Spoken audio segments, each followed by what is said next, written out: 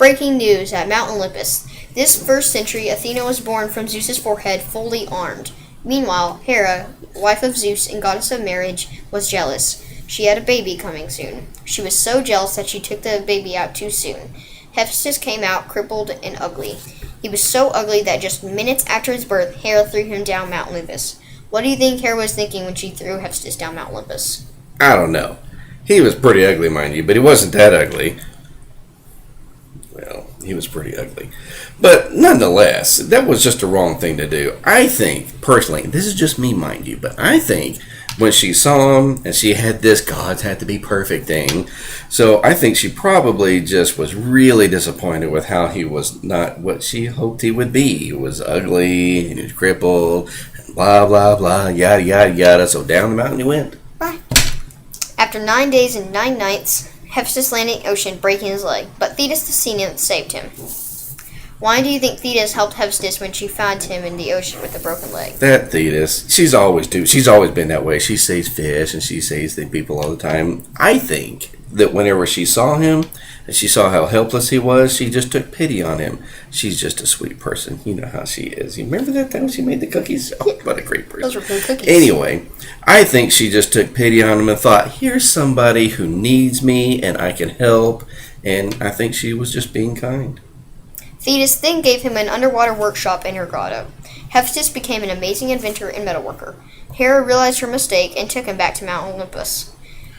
He built a wheelchair that allowed him to move faster, the cape with the breastplate attached to it for Zeus called the Aegis, and the girdle of Aphrodite called Cestus. He used to work side by side with Athena, and Hephaestus loved her dearly, but sadly Athena did not want to marry Hephaestus.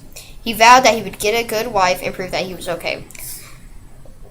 Later, he proved that he could marry well when he married Aphrodite, goddess of love. One day, mad at Hera, Hephaestus crafted a nice throne and sent it to Olympus. When Hera sat in it, she found she could not get up.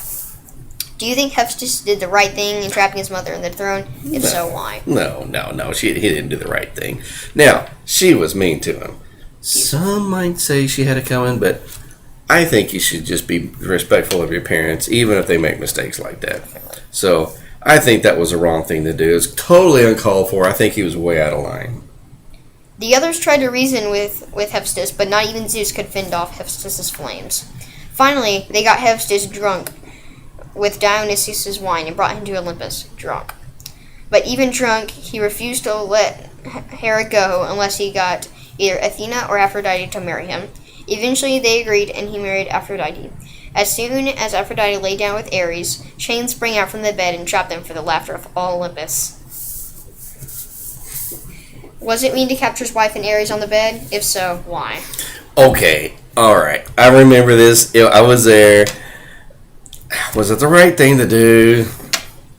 No, I guess not. But I'm telling you, it was hilarious. Zeus about fell off his throne. Poseidon, water coming out his nose. I mean, it was hilarious. Oh my goodness, you should have been there. Oh, I'll never forget that day.